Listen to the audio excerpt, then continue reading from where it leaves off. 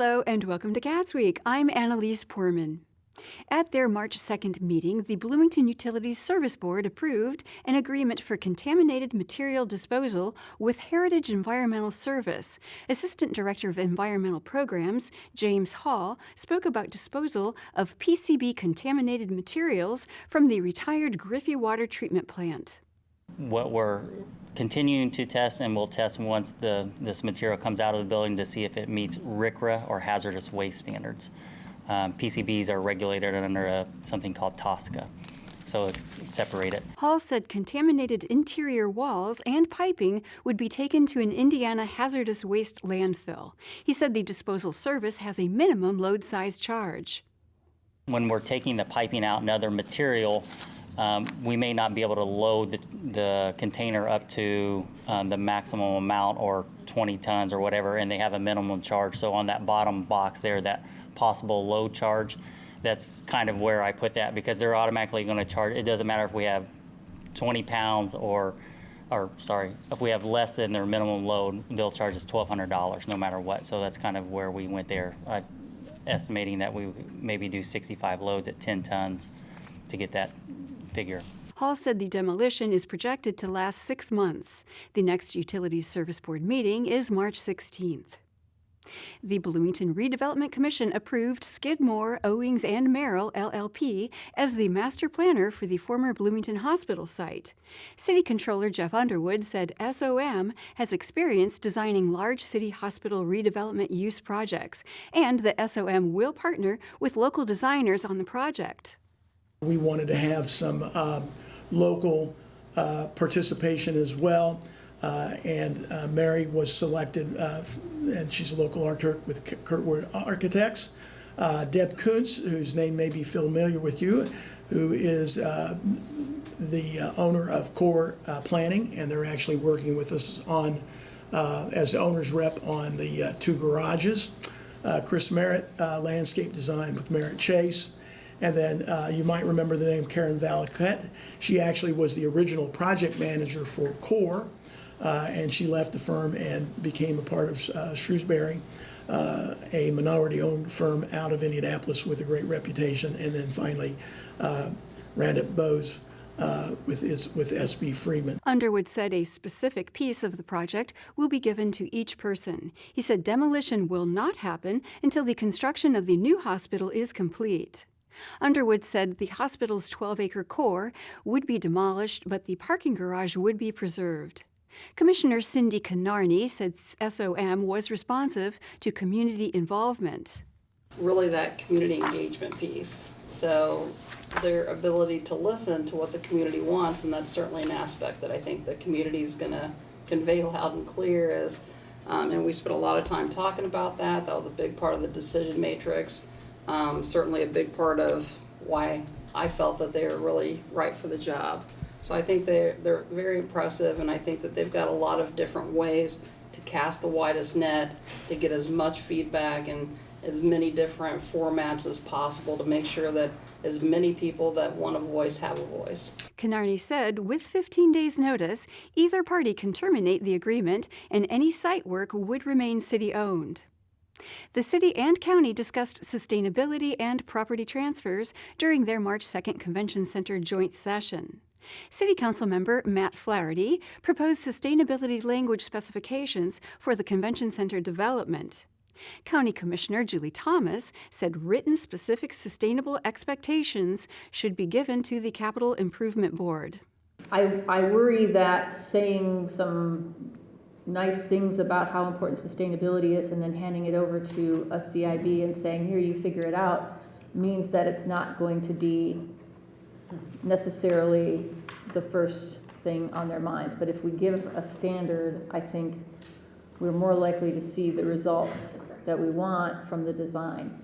I just think because they could come up with a design that is not even LEED silver, that's way below that, that's total, a horrible use of electricity, for example, and we would have no ability to say, well, that doesn't work for us because we don't have it in the interlocal and we haven't told the CIB exactly what we expect. Thomas said either a smaller convention center or alternative funding would need to be considered to pay for a more sustainable building. Flaherty said no recommendations to the CIB would be mandatory. But all of this, the intent is to give some guidance and set up a framework. It's a framework for making decisions that says if this saves you money in the long run, we will explore financing options, which gets to your point, Commissioner Thomas, that it's meant to say, yes, if this is cost effective over its life or substantially to the benefit of the community, and that's clear, that we will explore funding strategies to pursue these actions. Flaherty said spending more money upfront saves taxpayer money. The Joint Commission also discussed CIB property transfers. Mayor John Hamilton proposed granting the CIB ability to choose which land they need for development. Thomas asked Mayor Hamilton about the southern property. So I wonder what they would do with that. Do you have a sense of what that might be? Well, I think, I don't know. I think when we create the CIB, that group of people will look not only at the short-term construction plans, which of course are not finally determined, but we're letting them make a decision. They could look at different options, but also asking them to think in the long term, what are the uses that you think are appropriate for planning, and maybe an additional hotel in 10 years if it's going well, or related facilities that may be appropriate, and asking the CIB through that thoughtful process and deliberation to come back to each of us and say, here's what we think is appropriate for the long-term success of the project. County Commissioner Penny Githens said the initial purchase of the southern property was for economic development. Thomas said architects identified property necessary for expansion, and the county does not want to transfer any unnecessary property or to see any vacant land. There are two things that anyone who's in economic development would say you don't want in a downtown area. One is surface parking, and the second is vacant land. Vacant land. Oh, one day we'll know what to do with this, but in the meantime we'll use it for surface parking, which is what we don't want to see. Thomas said the county will give over the necessary land and that the commissioners would consider other southern development ideas presented by the CIB. And we'll have more CATSweek after this message.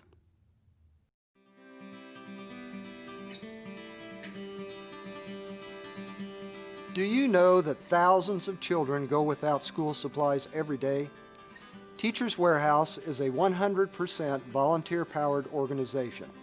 We service the educational and creative needs of students in Monroe, Brown, Greene, Lawrence, and Owen counties by distributing school supplies free to the teachers. Teachers Warehouse is composed of 7 rooms filled with books, pencils, paper, and even tools to motivate students. If it's in a classroom, we'll supply it. To donate new or gently used school supplies or volunteer, give us a call at 812-929-7522 or email us at contact@teacherswarehouse.net.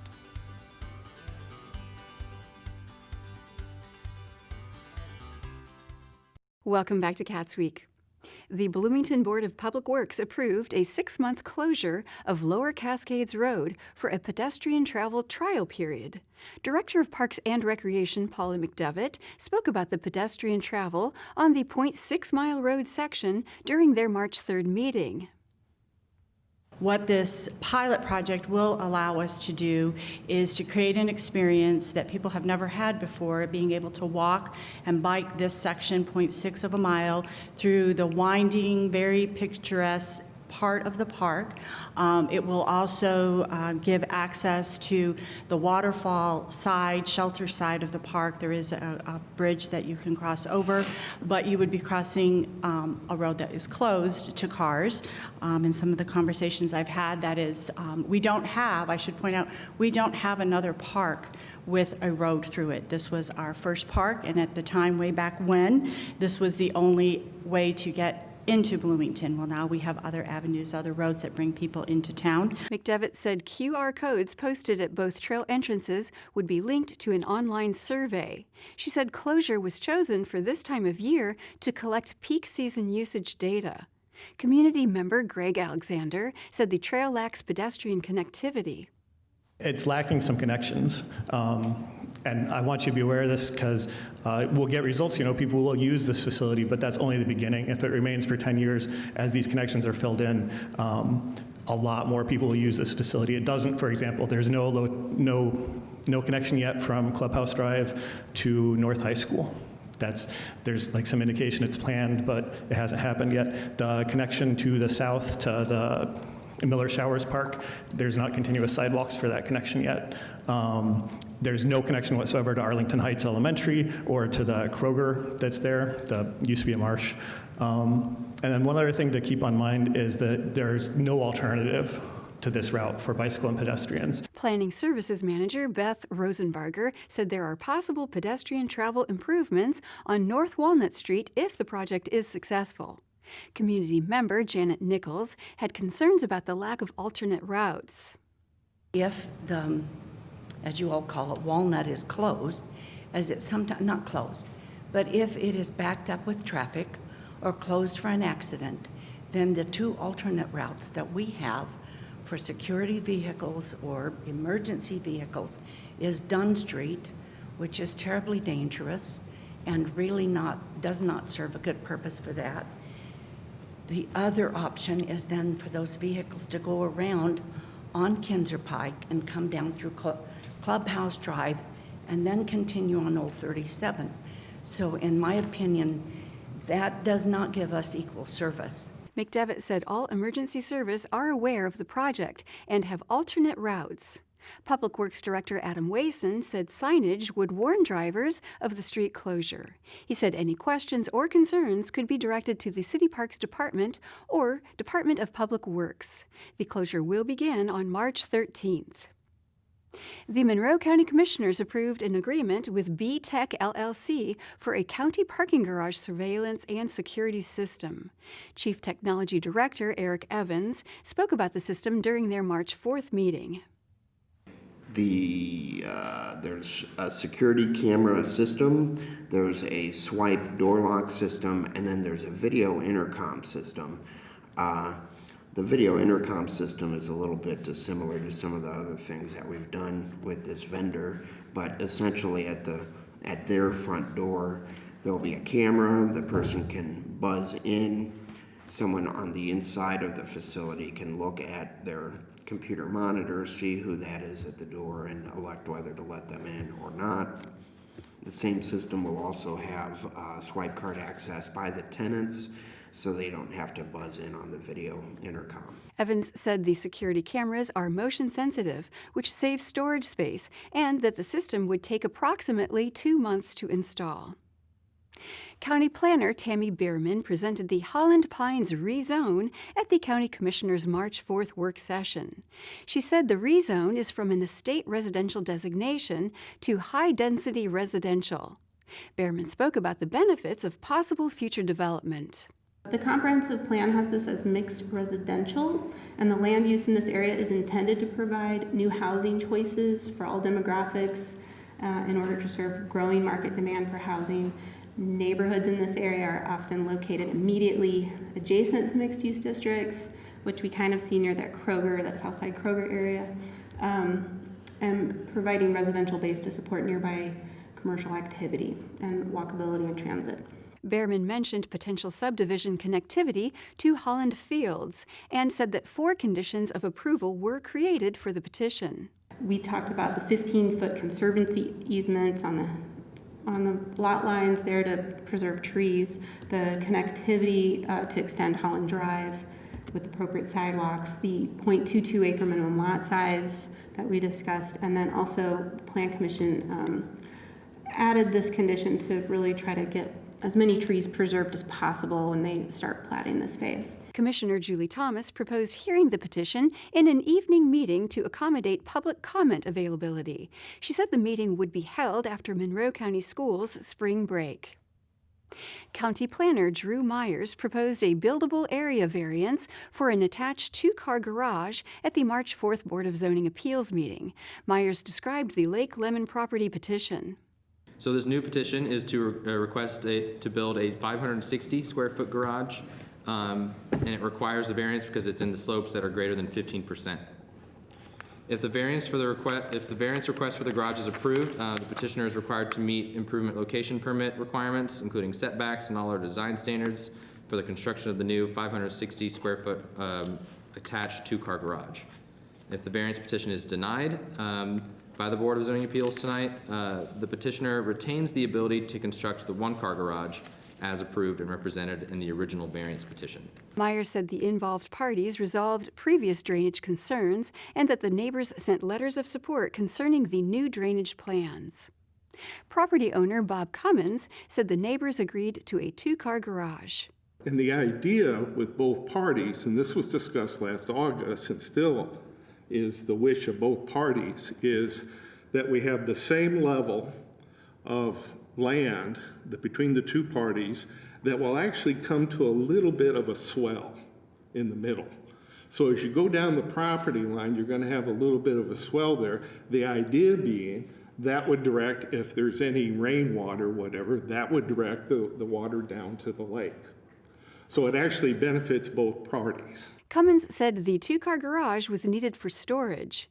Board member Bernie Garatas said storage of items is better in a garage than outside. The BZA approved the variance. And we'll have more CATSweek after this message.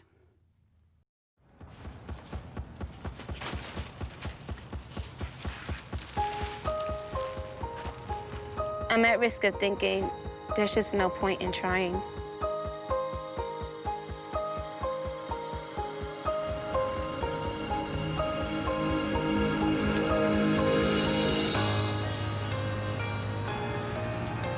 I'm at risk of looking in the mirror and hating what I see.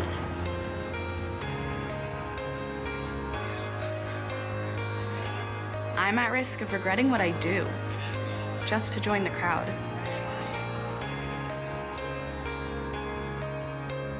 I'm at risk of being told not to tell.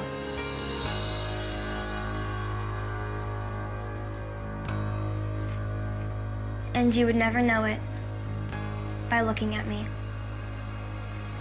But with Girls Inc. in my corner, there for me every day, believing in me, showing me what's possible, I can be strong enough to respect myself and my body, to say I can rather than I can't, to say no with no apology, to be a leader, to finish school, to own my future, to break the cycle. Girls Inc. believes every girl can succeed. That's why the trained professionals of Girls Inc.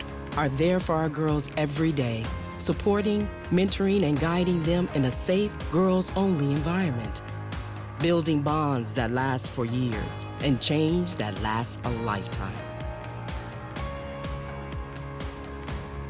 Girls Inc. gives girls the tools they need to boldly face challenges, to resist peer pressure, to be the first in their families to go to college, to beat the odds.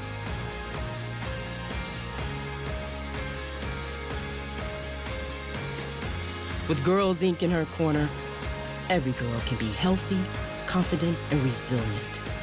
She'll do more than dream about her potential. She'll reach it.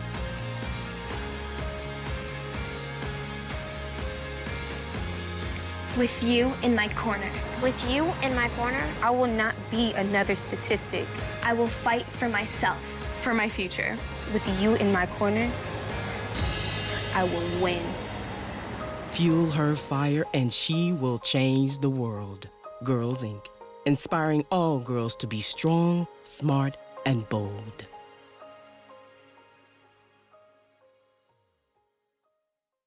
Welcome back to CATSweek. At their March 4th meeting, the Monroe County Public Library Board of Trustees approved the purchase of approximately 6 acres of land from the Monroe County Community School Corporation. Library Director Marilyn Wood mentioned the construction of a roundabout affecting the site.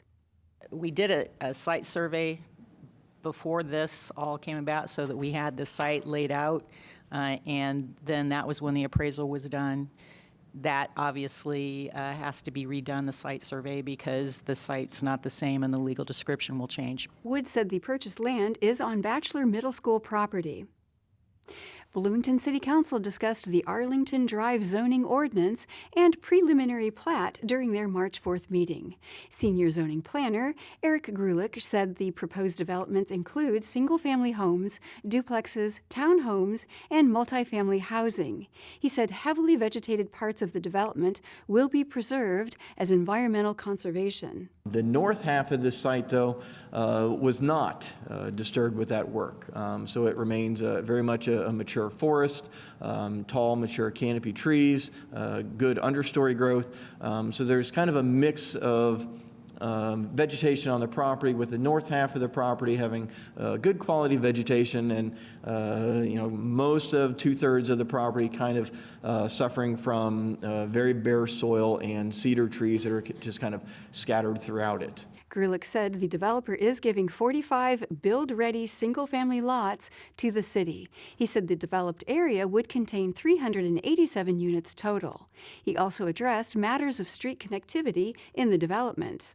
So one of the things that I mentioned with the public streets, this would be designed with a complete streets concept that would encompass both vehicular modes as well as pedestrian and multimodal.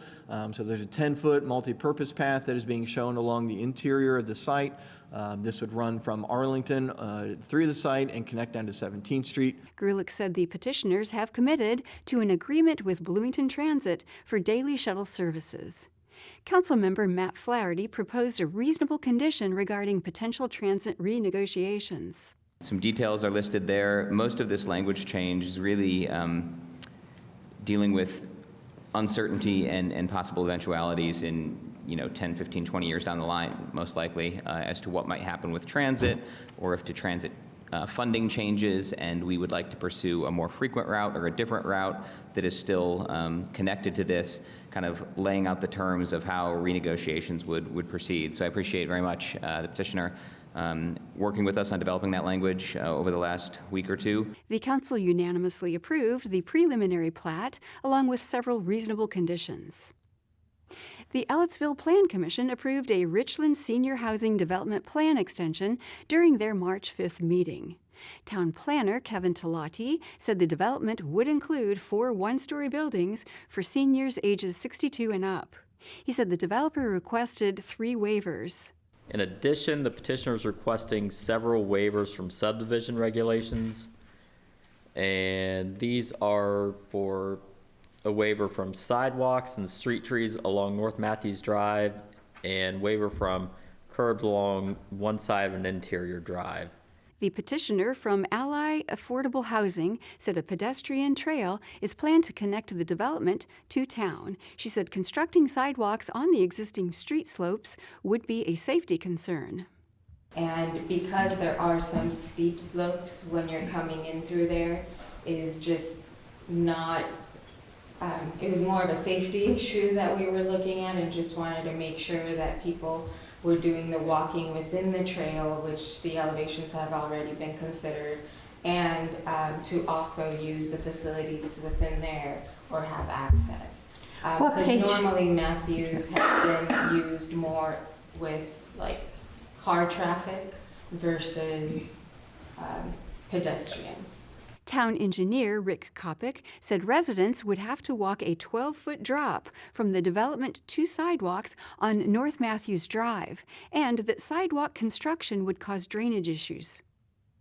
One of the reasons they probably don't show it on there either is, it's like I say, it'd be pretty hard to construct. You'd have to put the sidewalk in and then build a retaining wall, and you also have some drainage issues there, because you'd have to install some storm inlets across Matthews to take the drainage away from it. So there's multiple issues on why there's not a sidewalk designed in there. The Plan Commission approved the plan and the waiver for sidewalks on North Matthews Drive. The petitioner said development completion is projected for January of 2022. The Monroe County Election Board discussed unique voting circumstances at their March 5th meeting. Board member Hal Turner asked how people would go about voting in the event of a pandemic. County Clerk Nicole Brown said options are available to vote from home. If you are concerned about that, and we certainly don't want to diminish anyone's concerns, but if you are concerned about that, you have the option to vote by mail. And I will emphasize that you have the option to request an absentee ballot by mail, and you can vote by mail if you have any concerns about showing up in person. As I understand the CDC's recommendations, if you are healthy, you can certainly vote in person. Brown said hand sanitizer will be available at the entrance and exit of each voting site. And that is all for Cats Week. Thank you for joining us. For Cats and WFHB, I'm Annalise Poorman.